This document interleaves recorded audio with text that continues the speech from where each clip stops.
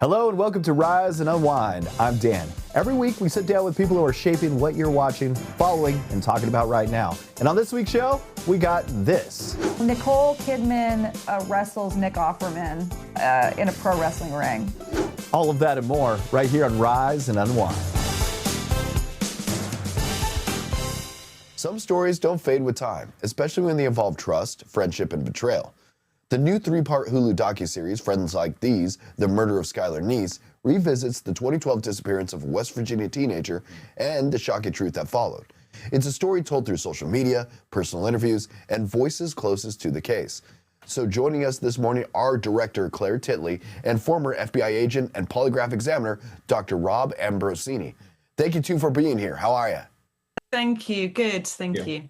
All right, Claire, what stood out to you about this case and what made you feel like it needed to be revisited now, more than a decade later? I think one of the things that made me, that was so kind of shocking about this case when I first kind of looked at it was the fact that it's 2012 and it's quite a unique era in a way for social media, because it was that era where social media was new. It was kind of a new frontier. It was the kind of Wild West, though, as well. And teenagers were experimenting with it. They were just putting their entire lives online.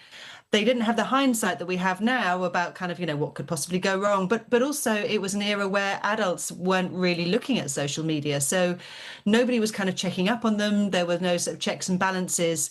And that makes that generation of teenagers at that kind of time particularly unique. They're almost like the guinea pigs of social media. And the series used Skyler's own words and social media posts that you said. How did that storytelling change the ways this story unfolds for viewers? I think it was really important to us to try and give Skyler a voice. We didn't want her to just be a kind of a plot point in a true crime, where she's just the kind of victim and has no voice. We really wanted her to have agency in telling her own story, which is harder than it sounds, obviously when she's gone. But she left behind this incredible sort of archive of tweets, of digital messages, but also her own writing as well. So we worked very closely with her parents to make sure that we could just bring her voice kind of front and center, and that she could at least be a part of telling this story from the inside out. So we interview her friends as well, quite comprehensively, so that we can hear this story from the 16-year-old perspective, including Skyler herself. And Dr. Ambrosini, you spent 24 years with the FBI. You've conducted thousands of polygraph exams. When you look at this case, what role did interviewing and behavioral analysis play in getting the truth? Well, interviewing really played a significant role. And long before I became involved in the case, the two young girls, they were interviewed by case agents, state troopers, local police investigators. And during that process, you kind of started seeing this evolution of what really should be fact, right? When things are fact, it doesn't change, right? The truth is the truth, and it's always going to be the truth.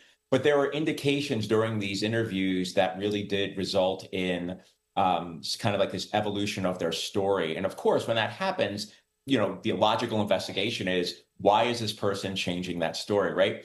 So this case is kind of about the behavior that's exhibited, the ideation, what's going on, what are they thinking, and how are they communicating? And that really speaks to the social media that you have here, which again was kind of in its infancy stage, if you will, compared to what it is now. So really, a lot of it did come down to the really significant interviews that the investigators were doing. And one of the most unsettling aspects is how normal these friendships appeared on the surface. How does this case reveal about the hidden conflict, especially among teenagers? I think I think what we really wanted to do with this series was kind of remind people what it's like to be 16. It's very easy to forget when you become an adult, and put that behind you. But about the fact that when you are that age, your brain behaves in such a way that your friends become much more important than your parents, than your family. Everything is very heightened. Your reasoning is off, if you like. Your idea of consequences, is very different to that of an adult's.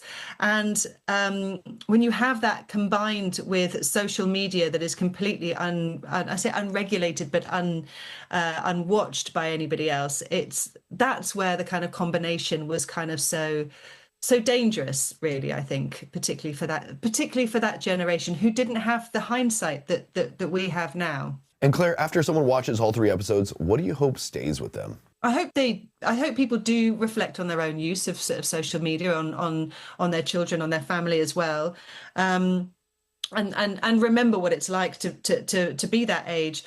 But also, I hope that they come away from this feeling like they know Skyler, and she would have turned 30 just a few weeks ago, so that's a life that she didn't have. And she should have gone to college. She wanted to be a lawyer. There's all this life that didn't happen. And I'd love for people to come away knowing and remembering Skyler as she was. Hey, I want to thank you two for joining me today. Friends Like These, The Murder of Skyler Neese, with all 3 episodes available to stream now on Hulu. I want to thank you two for joining me today. Thank you. Thank you. Have you ever wondered how investigators actually track down predators hiding behind a screen? Online crimes against children are one of the fastest growing threats, and the work to stop them often happens quietly through digital clues, undercover conversations, and long investigations. A new investigative series gives viewers a rare look inside those operations. Detective Tony Godwin leads the Internet Crimes Against Children Task Force in North Texas and has worked nearly 7,000 cases over a 30-year career. Detective Godwin joins us now. Welcome to the show, my friend. How are you? I am great. Thank you very much for having me. I appreciate the opportunity. So your team investigates crimes that start online but can have real consequences. What does a typical case look like from the first digital clue to the moment someone is arrested? I mean, it really evolves rapidly. That's the one thing that I think the audience is going to notice, how quickly things happen and how quickly things escalate. But from the moment we put ourselves in this situation in an undercover capacity and the elements of the crime are met, which doesn't take long at all, like it's so fast and so quick, then it takes me and my entire team to put together all the steps necessary, legal process, and put all the affirmative links back together to figure out where this person is, who this person is, and then get ready for a takedown and hopefully a good arrest. In the series, we see undercover operations where investigators pose as minors online. What goes into building those cases and making sure the evidence holds up in court? I mean, people need to remember that everything that we do in an undercover capacity is based on what we know has happened to a real child. Unfortunately, children are exploited every single day online. And as a result, those reports get made and sent to us, and those are called reactive cases. So we know where they go. We know how they're talking. We know what they're doing, and we know what's happening to them. So we base everything we do in the undercover world just like that. We just put ourselves out there. Once it happens, once the communications start, which does not take long at all. And then once those elements go is when we move forward with all the legal process to get things tied together in a nice big bow on top of it, and hopefully ends with a great arrest and a successful prosecution. And you've worked nearly 7,000 cases during your career. How has the way predators online changed over the years?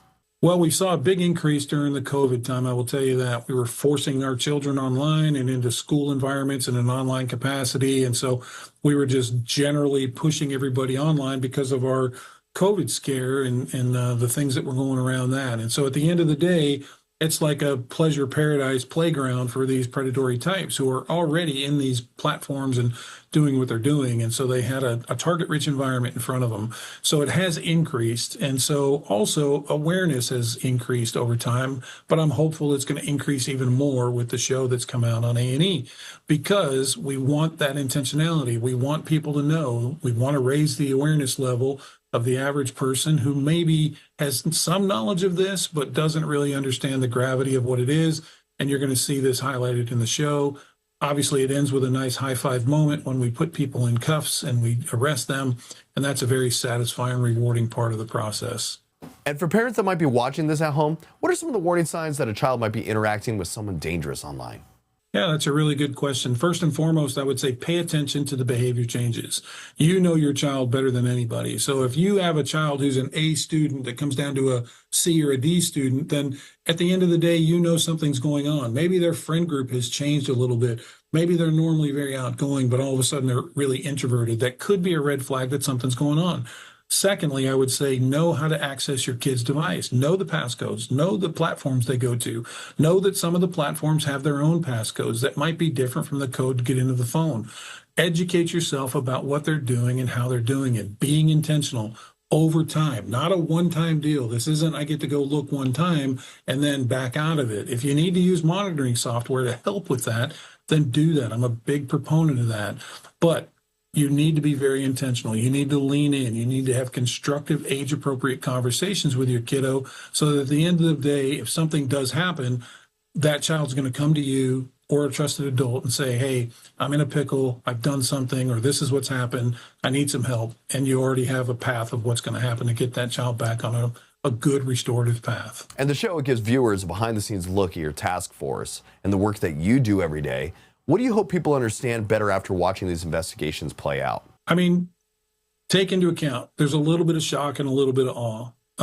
Most people are going to notice because after the first show came out last week, my phone almost melted with all these comments and questions about how graphic these predators are and how quickly things escalate. And that is reality. And so I think they're going to take away that, but I think they're also going to have this awareness level that has just increased exponentially. I think they're going to learn from some takeaways that are going to be highlighted on the show, that what they can do and what if something has happened, what if something's already happened. There's a lot of resources that are available to them. And I think they're going to enjoy the entertainment side of it, which is the arrest or the takedown. Those are all really great moments. And I'm really happy to be a part of the program with A&E. Detective Godwin, I want to thank you for joining me today. You can watch Predator Hunters Thursdays on A&E, and episodes are also available to stream on the A&E app and ANETV.com. Detective Tony Godwin, I really want to thank you for joining us today. I really appreciate your time. I appreciate the opportunity to talk to your audience. Thank you so much. Reality TV families come and go, but the Robertsons somehow turned beards, duck calls, and family chaos into a cultural phenomenon. Now they're back with Duck Dynasty, The Revival, following Willie and Korie Robertson as the family grows. The kids start their own lives, and the Duck Commander legacy just keeps evolving. The new season even opens with a tribute to Phil Robertson, while the rest of the clan brings plenty of the humor that fans remember. Joining us now are Willie and Korie Robertson. Great to see you both. It's great to see the Robertson family back on TV. What made this the right time to bring everyone together again? Well, we kind of looked up and all of our kids were back. After the show ended in 2017, we had a really busy run, so we were ready to take a little break. And then all our kids scattered and went off to college and got married and all the things. And we looked up one day and all of our kids were here back home.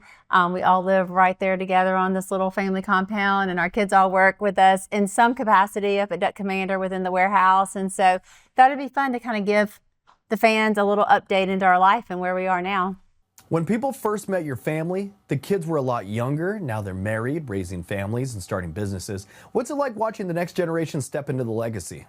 Oh, man, it's been a blast. Yeah, for sure. We had, I think the main test was, do you want to be back on television? Because our kids had been on it. And so when they decided they would, we knew we didn't ruin them too bad. Well, watch them grow up, and our cast members have gotten way bigger because we have a lot more little kids and also all their spouses. And so, yeah, it's been fun watching kind of what they're going to do in life. And fortunately for us, they all ended up back here in Louisiana. And yeah, it's just been a joy. And then a lot of them have drifted to the office. And so, yeah, it's kind of, it's made for the kind of the next generation to see who's going to take it on. And, you know, I didn't take over Duck Commander until I was 30. Grew up in the business, never saw myself working here. When I was 30, that's when Korie and I came back and actually started working full-time for the company. So they're right about the age to where we were, and we're going to see who's next potentially to jump into the business. Duck Commander has always been at the center of the show. How has the business changed as the next generation gets involved? Well, we're still right here in our Duck Commander warehouse. We're still making duck calls right here in West Monroe, Louisiana. But now the family business has expanded quite a bit. Sadie's Live Original, her whole women's ministry is there. John Luke's into coffee. Bella's actually running our store and our museum. Will and Abby are back. Spoiler alert, Will and Abby made back this season. So everybody's right there, but everyone is doing different things. The premiere includes a tribute to Phil Robertson. What did that mean to honor him in that way?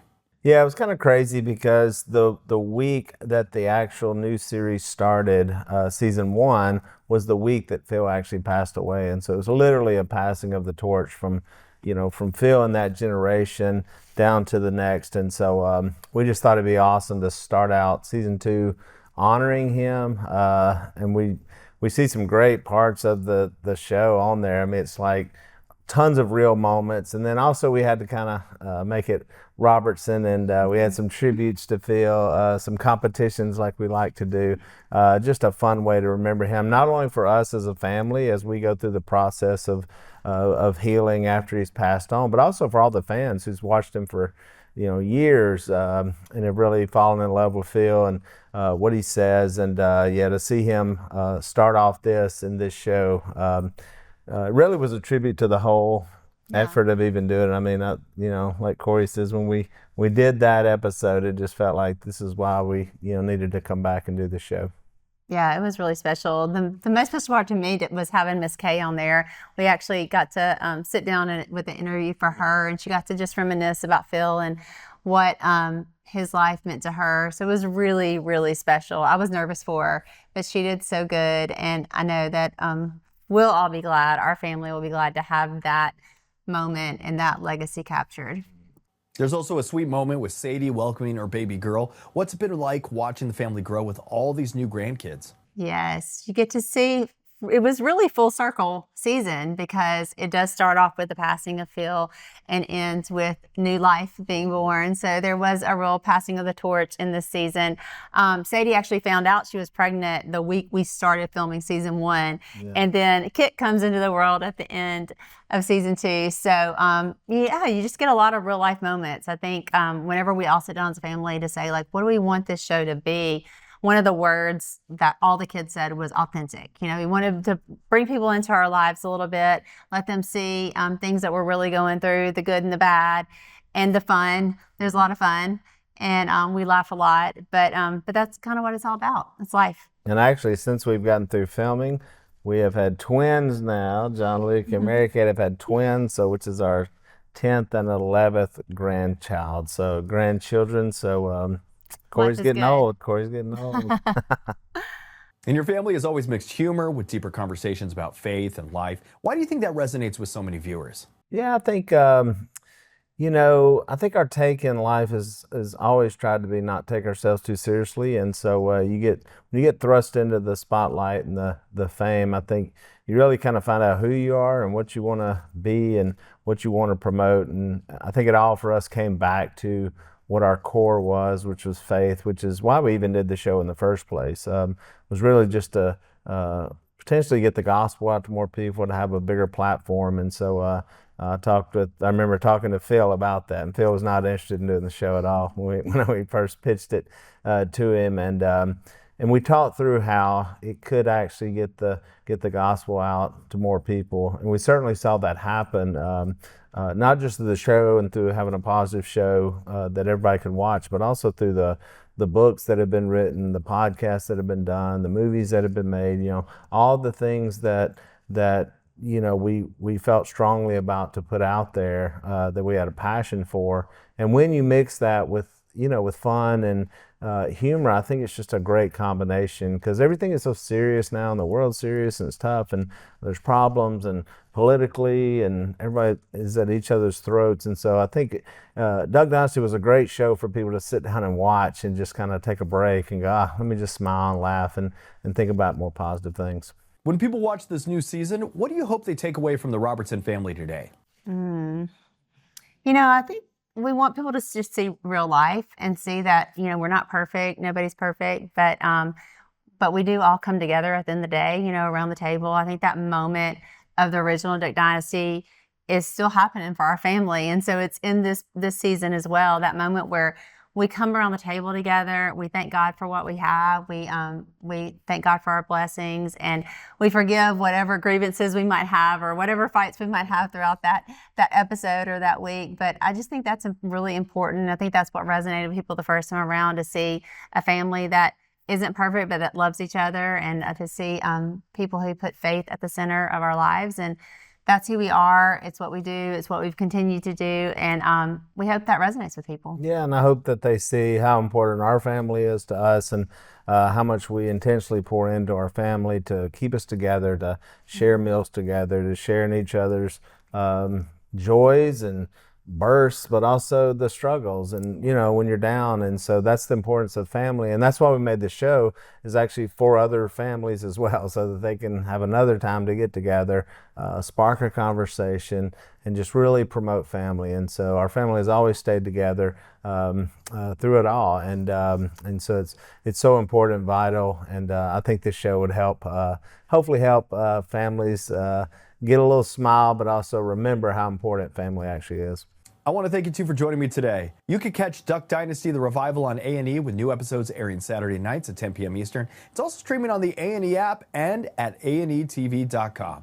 Willie, Korie, thanks for spending a few minutes with us. One bold idea turns a full-blown international mess in Balls Up. It's a fast, over-the-top comedy where marketing stunt goes completely sideways and it doesn't let up. And today, Paul Walter Hauser plays Elijah right in the middle of the chaos. Paul, it's good to have you here, my friend. How are you? Good to be here, man. Thank you for having me. Yeah, this movie, some people might find it far-fetched. Wahlberg and I play two guys who are kind of, co-workers, but also arch nemesises, as it were, if that's a word, nemesises. But we end up at this World Cup game, Brazil versus Argentina, and we ruin the World Cup, and the entire nation of Brazil is after us. So it may seem far-fetched, but, sports fanatics are pretty tribalistic. This is the biggest game of the year. And as we see in baseball sometimes, a fan will get involved in the outfield where they stick their hand out and literally make an outfielder miss a fly ball. So something like this could definitely happen. And far be it from me to think that the Brazil soccer fans wouldn't want to kill two guys that ruined the World Cup. One way to ruin your life is have a slight moment out on a game or something like that. Yeah. The story of this kicks off with a pretty outrageous pitch. Let's just say it's a little nuts. What made you want to be part of this project? I just feel like I'm a pretty ballsy actor in general, a lot of the things I do. So it felt like it was up my alley. I'm a little nuts. And I was trying to, just in acting in general, I'm always trying to find my place on the scrotum pole. Totem pole. All right. Yeah, meant to say that. I know those Freudian slips. It happens. Elijah gets thrown into some wild situations. How did you approach playing this character who was basically trying to just keep up with the chaos? Was there any real life influence to build that character off of? Elijah is a bit of a fish out of water. He really isolates and is kind of in his own world, kind of work obsessed. I don't think he's on a dating app. I don't think he has many male friends or camaraderie or community. So this film is really him stepping out of his comfort zone entirely. And not only does he make a new friend by doing that, he kind of tests his own fortitude. He has to kind of man up or balls up, so to speak, in the film. And that was fun to play as an actor. It's fun to have to rise to the occasion amidst feeling the ineptitude of the character. And the comedy here is pretty bold, pretty big. What was the most fun moment for you to film? Oh, man. I think anything with me, Mark, and Sacha Baron Cohen was a lot of fun.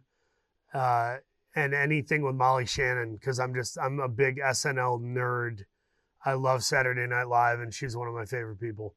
I can't wait to see you and Sacha together. You guys are like some of them. In my opinion, you two are some of the best actors I've ever seen. Thanks, you two on screen together is just going to be very, very fun to see. We got some magic moments. You're also sharing the screen with Mark Wahlberg. What was that dynamic like behind the scenes? With Mark Wahlberg? Yeah. Wahlberg, sorry. Mark is super generous, super funny. He has a playfulness to him, a sense of almost like a naughty kid in school who's like, what can I get away with? Mark has a mischievous side, and he's very funny and sharp and well-read. So I got along with him swimmingly, and I hope people feel like we have good chemistry, because as we were doing it, it felt like we had good chemistry. And I want to thank you for joining me today. Paul Walter Hauser, Balls Up is now streaming on Prime Video. So if you're looking for something fast, chaotic, and just a good time, it's ready to check out right now. Paul, I want to thank you for joining me today. Thank you, Dan. You know what happens when life throws everything at you before you even have a chance to figure it out? That's the idea behind Margo's Got Money Troubles, a series that follows a young woman navigating money, identity, and some very unexpected choices along the way. Today, we're joined by Ruthie Thorpe, the author behind the story, and Eva Anderson, executive producer and writer on the series, to talk about bringing this bold, funny, and very real world to life. Welcome to the show, you two. How are you? Great. Thanks for having us. Yeah, thanks so much. All right, Ruthie, this story started as your novel. What was the moment that you knew Margo's story had to be told in this way? Well, I think the whole book really began to come together. I'd had this idea for a character who was both a mother and an OnlyFans model, but when I brought in her father, who is an ex-pro wrestler, that's when the draft really started to come alive, was watching the two of them together. So, Eva, when you came on to help adapt it, what stood out to you about Margo as a character? I mean, Margo's such an interesting character in Ruthie's book. She's very resourceful. She's scrappy. You know, early in the book, she gets pregnant, has an affair with her college professor and gets pregnant, but is very she doesn't blame anyone for it. She just decides to take what life has given her and make something of it. And because of that, you get to follow her into all these really interesting places.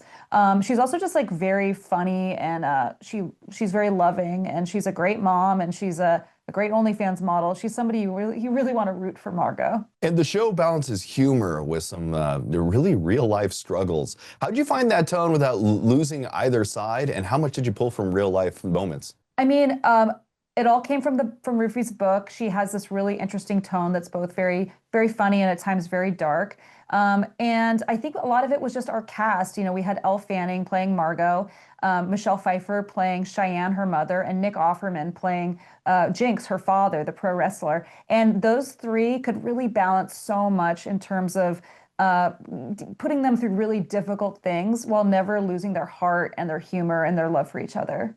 And there's a lot of themes here. There's money, identity, motherhood, even some internet culture. What do you hope audiences take away after watching? I hope that they feel more empowered to make their life something they want on their own terms. The book's and the show's very non-judgmental, and I hope that they don't judge other people and they approach the people they love with love. And now that people can watch it, what are you most excited for audiences to experience or react to? Nicole Kidman wrestles Nick Offerman in a pro wrestling ring. And so that's pretty exciting. I just love getting to see Elle Fanning, this feral and sort of bestial and very much a wrestler's daughter. And also the portrayal of that first postpartum period, I feel like is more accurate than I've seen on TV. And I'm excited for people to see her this way. You buried the lead with Nicole Kidman and Nick Offerman there, all right? Yeah, and Michelle Pfeiffer sings. That's also important. All right, I'm excited for all of this. Margo's Got Money Troubles is now streaming on Apple TV, so you can catch up on the series and see why so many people are already talking about it. Hey, I want to thank you two for joining me today. Thanks so much. Thank you for having us. And that's going to do it for this week's Rise and Unwind. I want to thank you for watching. If you want more, you can find full interviews and extra clips on our website, and follow along on social media for more conversations just like this. We'll see you next time.